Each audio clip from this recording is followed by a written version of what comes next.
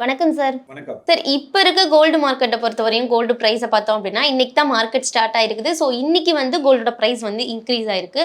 So நார்மலாவே இந்த gold and சில்வரோட price ஹைக்குக்கு பின்னாடி இருக்க குளோபல் ஃபேக்டர்ஸ்னா என்னன்னு சொல்வீங்க சார்? அது கொஞ்சம் டீட்டெயிலா சொல்லுங்க சார். ஆக்சுவலி இன்னைக்கு இப்போ விலை இருக்கிறது வந்து $4060 $4100 வச்சுப்போமே. அந்த அளவுக்கு இன்டர்நேஷனல் பிரைஸ் வந்து வர்த்தகமாகிக் கொண்டிருக்கிறது.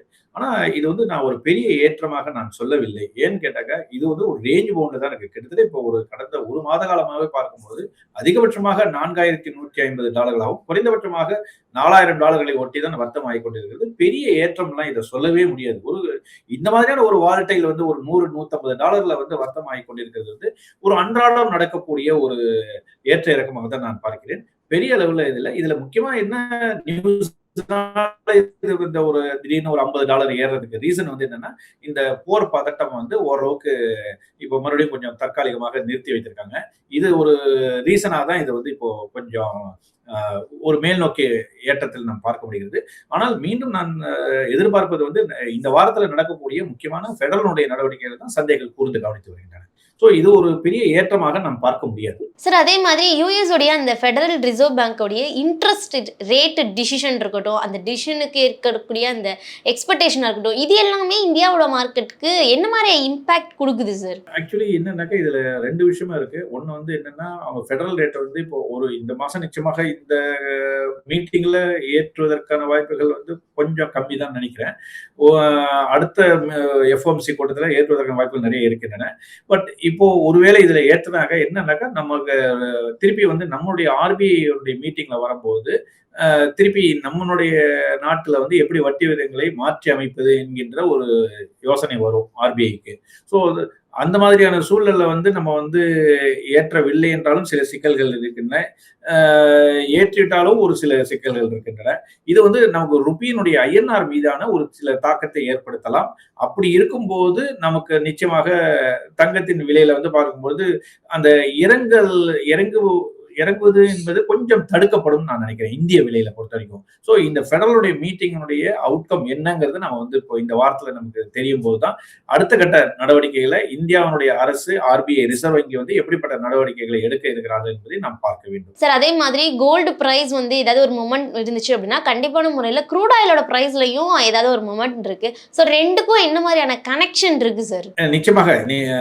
கனெக்ஷனாக நேரடியான தொடர்பு இல்ல. அதாவது என்ன நடக்குது மார்க்கெட்ல நம்ம எல்லாருக்குமே தெரிஞ்சிருக்கும். என்னன்னா, இப்போ கிட்டத்தட்ட சர்வதேச சந்தையில கச்சா எண்ணெய் விலை வந்து பிரெண்ட் வந்து $91 குறைந்து காணப்படுகிறது. கிட்டத்தட்ட 6% என்ற அளவுக்கு வீழ்ச்சியை கண்டுள்ளது. அதன் எதிரொலிப்பாக தான் இது வந்து கோல்டு வந்து விலை ஏறிருக்கு. அதாவது என்ன கச்சா எண்ணெய் விலை இறங்கும்போது சந்தை என்ன நினைக்கிறது அப்படின்னு பார்த்தாக்கா, கச்சா எண்ணெய் விலை இறங்குனாக்கா உடனடியாக பணவீக்கம் வந்து ஓரளவுக்கு பின்தள்ளப்படும். கொஞ்சம் குறைவதற்கான வாய்ப்புகள் இருக்கு. அதனால வட்டி விகிதங்களை உயர்த்த மாட்டார்கள். அப்படிங்கிற ஒரு எண்ணத்துல தான் வந்து இந்த தங்கத்தினுடைய விலை இப்போ ஒரு $50 நம்ம ஏறுறதுக்கான காரணம் இருக்கு. நாளைக்கு கச்சா எண்ணெய் ஏறும்போது மறுபடியும் வந்து தங்கத்தினுடைய விலை இறங்குது. கச்சா எண்ணெய் விலை சரியும் பொழுது நிச்சயமா தங்கத்தினுடைய விலை சற்று ஏற்றம் காணுகிறது.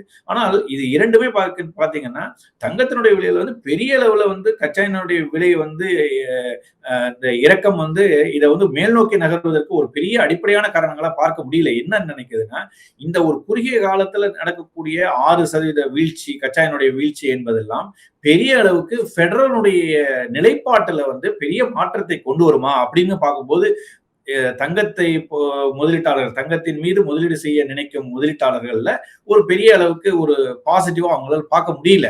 ஏன்னா ஃபெடரல் வந்து இது ஒரு உடனடியாக இந்த விலை வந்து கச்சா எண்ணெய் வந்து ஒரு $60 குறைவாக வந்தால் மட்டுமே ஓரளவுக்கு நிச்சயமாக தங்கத்தின் மீது ஒரு சப்ஸ்டான்சியலா ஓரளவுக்கு மேல் நோக்கி நகர்வதற்கான வாய்ப்புகள் இருக்கின்றனவே தவிர, இப்போதைய இந்த சிறிய சரிவுக்கெல்லாம் வந்து தங்கத்தினுடைய விலையில வந்து நம்ம நிச்சயமா எதிர்பார்க்க முடியாதுன்னு வந்து அவங்க முதலீட்டாளர்கள் நினைக்கிறாங்க.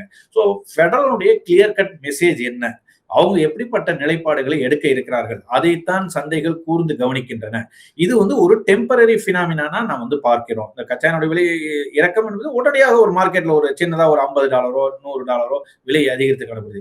இது அப்படி பார்த்தீங்கன்னா, இந்நேரத்துக்கு வந்து தங்கத்தினுடைய விலை நிச்சயமாக கிட்டத்தட்ட 4000 ஒருவேளை போர் பதட்டம்னு முடிந்து நிலையில பார்த்தீங்கன்னா, கன்னாபின்னான்னு வந்து தங்கத்தினுடைய விலை ஏறி இருக்கணும். ஆனால் ஏறவில்லை. இதை நாம் உணர வேண்டும். இப்படிப்பட்ட சூழ்நிலையில வந்து சந்தைகள் மிகவும் கூர்ந்து கவனிப்பது ஒரே ஒரு ரீசன் வந்து என்னன்னா ஃபெடரலுடைய நடவடிக்கைகள். அவர்கள் எப்படிப்பட்ட டைரக்ஷன்ஸ் என்ன சொல்ல போறாங்க, என்ன மெசேஜ் கொடுக்க போறாங்க சந்தைக்கு. இன்னும் வரக்கூடிய காலகட்டத்தில் அந்த நாட்டினுடைய அடுத்த மாசத்துல பாத்தீங்கன்னா இப்போ ஆகஸ்ட் ஃபர்ஸ்ட் வீக்ல ஜாப் ரிப்போர்ட் வரும், அடுத்தது பணவீக்க குறியீடு வரும். இதெல்லாம் வந்து எந்த அளவுக்கு குறையுது, அதாவது ஜாப் ரிப்போர்ட் நல்லா இருக்கணும், அதே சமயத்துல வந்து பணவீக்கம் வந்து பெரிய அளவுல குறைஞ்சிருக்கணும். ஏன்னா ஏற்கனவே சென்ற மாதத்துல வந்து இப்ப நடப்பு ஜூலை மாதத்துல வந்து பாத்தீங்கன்னா 3.6% பணவீக்கம் காணப்படுகிறது, அமெரிக்காவினுடைய பணவீக்கம். அது வந்து இன்னும் குறைஞ்சாதான் வந்து ஓரளவுக்கு அவங்களால வந்து இந்த வட்டி விகித உயர்வு என்கின்ற எண்ணத்தை வந்து கைவிடுவதற்கான வாய்ப்புகள் இருக்கின்றன. சோ இதை நம்ம இந்த வார இறுதியில நமக்கு எப்படிங்கிறது ஒரு மெசேஜ் கிடைக்கும், நம்ம பொறுத்திருந்து பார்க்க வேண்டும். சார் அதே மாதிரி இப்போ கரண்ட் மார்க்கெட் சினாரியோ பார்த்தோம் அப்படின்னா கோல்டோடைய ஒரு நெக்ஸ்ட் ஒரு அவுட்லுக் எப்படி சார் இருக்கு? இப்போ ஃபியூ வீக்ஸ் அவுட்லுக் எப்படி சார் இருக்கும்? என்ன பொறுத்தவரைக்கும் நான் வந்து பேரிஷ் ட்ரெண்ட்ல தான் நான் பாக்குறேன். அதாவது கீழ் நோக்கி நகர்வதற்கான முகாந்திரங்கள் தான் நான் நிறைய இருக்குன்னு பாக்குறேன். இந்த ஆண்டு முழுவதுக்குமாகவே தங்கத்தினுடைய விலை சர்வதேச சந்தையில் பெரிய அளவுக்கு சரிவதற்கான வாய்ப்புகள் நிறைய இருக்கின்றன ஒன்று. ஆனால் இது வந்து இந்திய விலையில எந்த அளவுக்கு தாக்கத்தை ஏற்படுத்தும் அப்படின்னு பாத்தீங்கன்னா, அங்க ஒரு 10% விழுந்தால் இந்த இந்தியால வந்து ஒரு 5% என்ற அளவுக்கு விழுவதற்கான வாய்ப்புகள் இருக்கின்றன. இப்படிதான் இருக்கு. அது முழுமையாக சர்வதேச சந்தையில எந்த அளவுக்கு வீழ்ச்சி காணப்படுகிறதோ அந்த வீழ்ச்சி முழுமையாக இந்திய விலையில நம்மளால பார்க்க முடியவில்லை. அதற்கு ரூபானுடைய மதிப்பு டாலருக்கு நிகராக சரிந்து காணப்படுவது. ஒருவேளை டாலருடைய மதிப்புக்கு நேராக இந்திய ரூபாயோட மதிப்பு வந்து மேலும் உயரும் பட்சத்தில் 92, 93 வந்ததுன்னா பெரிய இறக்கத்தை தங்கம் சந்திக்க நேரிடும். சார் இப்போ நீங்க வந்து ஒரு பேரிஷ்ல போகும், கோல்டோட பிரைஸ் வந்து இனி இறங்கும் அப்படின்ற மாதிரி சொன்னாலும் இப்போ ரீசன்ட் டேஸ்ல பிரைஸ் ஹைக்ல தான் இருக்கு. ஸோ கோல்டோட பிரைஸ் ஹைக்ல இருக்கப்போ இந்த ஹைக்னால ஜுவல்லரி பையர்ஸ்க்கும் சரி இன்வெஸ்டர்ஸ்க்கும் சரி என்ன மாதிரியான இம்பாக்டை கிரியேட் பண்ணுச்சு சார்? இல்ல ஆக்சுவலி இந்த இந்த விலை ஏற்றத்தை வைத்துக்கொண்டோ அல்லது விலை சரிந்து காணப்படுவது எதை வைத்துமே வந்து சிறு முதலீட்டாளர்கள் வந்து ஆபரண தங்க வாங்குவவருடைய எண்ணிக்கை வந்து குறைவாக காணப்படுகிறது. அவங்களுடைய சேல்ஸ் வந்து குறைந்திருக்குன்னு தான் செய்திகள் வந்துள்ளன. அதாவது நகை விற்பனை என்பது சற்று குறைந்து காணப்படுகிறது. ஏன்னால் இந்த பெரிய அளவுக்கு விலை ஏற்றத்தில் வந்து பங்கெடுக்க முடியவில்லை. பெரும்பாலான நடுத்தர மக்கள், குறிப்பாக கீழ் நிலையில் இருக்கக்கூடிய மக்களால் அவர்களால் இந்த தங்கத்தை வாங்கும் அளவில் இல்லை. சோ இந்த பிரைஸ் வந்து இது ஒரு எட்டாக்கணியாகத்தான் இருக்கிறது. இந்த தங்கத்தினுடைய விலை இது வந்து என்னதான் நம்ம வந்து சர்வதேச காரணிகள் எது வேணாலும் சொன்னாலும் சேல்ஸ் இம்ப்ரூவ் ஆகணும் அப்படின்னு சொன்னாக்கா விலை ஓரளவுக்கு வாங்கக்கூடிய திறன் இருக்க வேண்டும். முதல்ல சந்தைகளை தீர்மானிப்பது வந்து டிமாண்ட் தான் தீர்மானிக்கிறதே தவிர ஒரு கட்டத்துல வந்து சப்ளை தீர்மானிக்கலாம். பட் இன்றைய காலகட்டத்துல டிமாண்ட்னு பாத்தீங்கன்னாக்கா தங்கத்தினுடைய தேவை வந்து பல்வேறு மத்திய வங்கிகள் வேணாலும் வாங்கலாம், அவருடைய வாங்குவருடைய நோக்கமே வேற. பட் இந்த மாதிரி நம்முடைய ஆவண தங்கம் மீதோ நகை மீது வாங்குவருடைய எண்ணிக்கை பெரும் அளவு குறைந்து காணப்படுகிறது. அப்படி என்றால் அவர்கள் வாங்கக்கூடிய திறன் வந்து பர்ச்சேசிங் பவர் அவங்கள்ட்ட இல்லைன்னு அர்த்தம். அல்லது வாங்கக்கூடிய இப்ப நீங்க 10 பவுன் வாங்கக்கூடிய அளவுல இன்றைய காலகட்டத்தில் 5 பவுன் என்ற அளவுக்கு தான் வாங்க முடியக்கூடிய அளவுல கெப்பாசிட்டி இருக்கு. ஸோ இதை வந்து கொஞ்சம் பொறுத்திருந்து தான் வாங்குவாங்க. ஏன்னா மக்களுடைய எண்ணங்கள் வந்து அந்த அளவுக்கு சேஸ் பண்ணி வாங்கக்கூடிய நிலைமையில இன்றைக்கு விலை அந்த அளவுக்கு இல்லை. ஸோ இந்த விலை சரிவு என்பது தவிர்க்க முடியாத ஒன்றாகத்தான் இருக்கும் என்று நினைக்கிறேன். ஆனா இந்த சரிவு வந்து உடனடியாக ஒரே நாள்ல நடக்குமா, இல்ல ஒரு வாரத்தில் நடக்குமா, ஒரு மாதத்தில் நடக்குமா என்றால் படிப்படியாக இந்த விலை குறைந்து காணப்படும் அப்படின்னு நான் எதிர்பார்க்கிறேன். சார் இப்ப கோல்ட்ல இன்வெஸ்ட்மெண்ட் பண்ணணும்னு நினைக்கிறவங்களும் சரி கோல்டு வாங்கணும்னு நினைக்கிறவங்களும் சரி என்ன மாதிரி விஷயங்கள் ரிஸ்கா இருக்கட்டும் ஆப்பர்ச்சுனிட்டியா இருக்கட்டும் என்ன மாதிரியான முக்கியமான விஷயங்களை கவனிக்கணும் சார்? நிச்சயமாக கவனிக்க வேண்டிய விஷயங்கள் வந்து நம்ம டாலர் மூவ்மெண்ட்டை பாருங்க. டாலர் மூவ்மெண்ட் வந்து டாலர் இண்டெக்ஸ் நம்ம சொல்றோம் இல்லையா, டாலருடைய மதிப்பு வந்து கிட்டத்தட்ட இப்ப 101 காணப்படுகிறது. இது வந்து இது 101னாக்கா உங்களுக்கு வந்து ஓரளவுக்கு தங்கத்துக்கு எதிரான ஒரு இண்டெக்ஸ், இது எதிரான குறிப்பாக இருக்கும். இந்த மதிப்பு இந்த குறியீடு வந்து 101 வந்து கொஞ்சம் அதிகமாக இருக்கிறது, தங்கத்துக்கு எதிர்மறையான குறியீடாக இருக்கிறது. இது வந்து படிப்படியாக குறைந்து 98 வரும்போது தான் விலை ஏறுவதற்கான வாய்ப்புகள் இருக்கு. ஆனால் அப்படிப்பட்ட சூழ்நிலைகள் இப்போதைக்கு இருக்கான்னாக்கா நிச்சயமாக இல்லை என்று தான் நினைக்கின்றேன். டாலர் வந்து இந்த அளவுல தான் இருக்க போகிறது. இப்போதைக்கு ஒரு 99ல இருந்து இந்த 101 இந்த ரேஞ்சில் தான் நடைபெற இருக்கிறது. அதனால இது வந்து தங்கத்தினுடைய விலையில வந்து பெரிய அளவுல மாற்றம் வருவதற்கான வாய்ப்புகள் நிறைய இல்லை. ஆனால் வரக்கூடிய காலகட்டம் வந்து ஒரு இறங்குமுகமாக இருப்பதற்கான வாய்ப்புகள் நிறைய இருக்கின்றன ஏற்கனவே நான் குறிப்பிட்டேன்.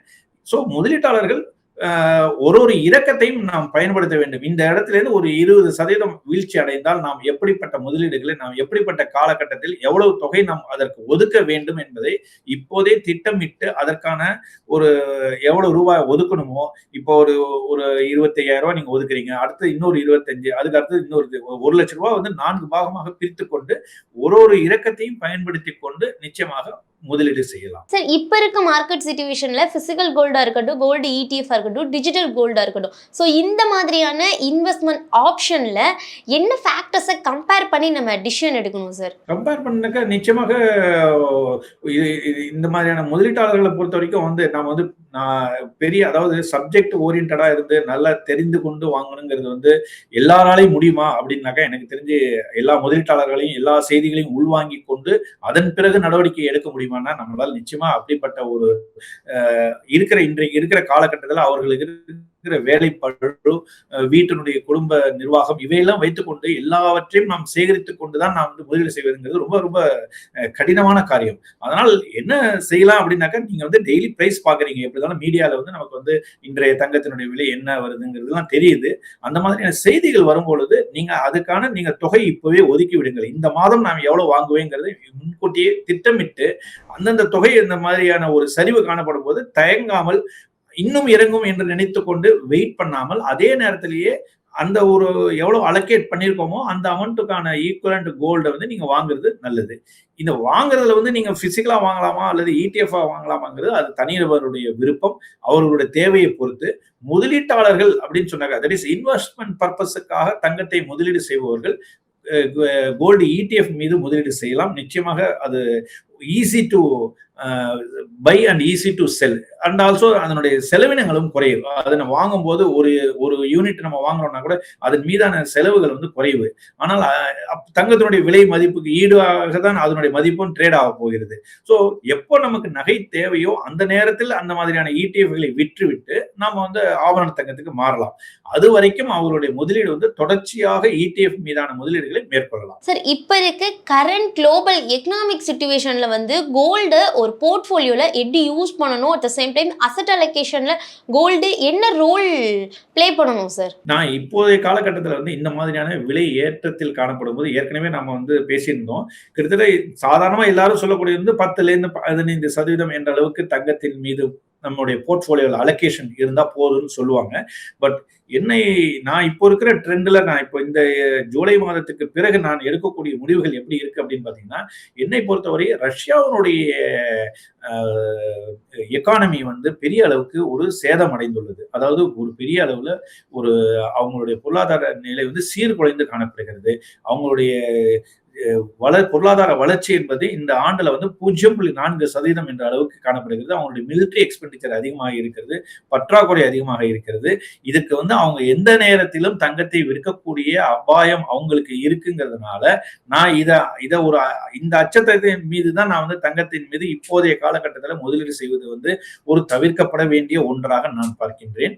ஆனால் அவர்கள் எப்போது தங்கம் விற்பார்கள் என்று நமக்கு தெரியாது. இருந்தாலும் எப்படி இருந்தாலும் ஒரு காலகட்டத்தில் ஒரு பெரிய அளவுக்கு ஒரு சிக்கல்கள் வரும் பொழுது கையில இருக்கக்கூடிய ஒரு பெரிய அளவு ஒரு நண்பனாக இருக்கக்கூடிய இந்த தங்கத்தை தான் அவங்க வந்து விற்பதற்கான வாய்ப்புகள் நிறைய இருக்கின்றன நான் பார்க்கின்றேன். சோ இந்த ஒரு எதிர்மறையான செய்தியை வைத்துக்கொண்டு நம்ம வந்து பெரிய அளவுல போர்ட்ஃபோலியோல வந்து ஒரு பில்டு பண்றதுங்கிறது தவிர்க்கப்பட வேண்டிய ஒன்றாக நான் பார்க்கின்றேன். Thank you sir. தேங்க்யூ.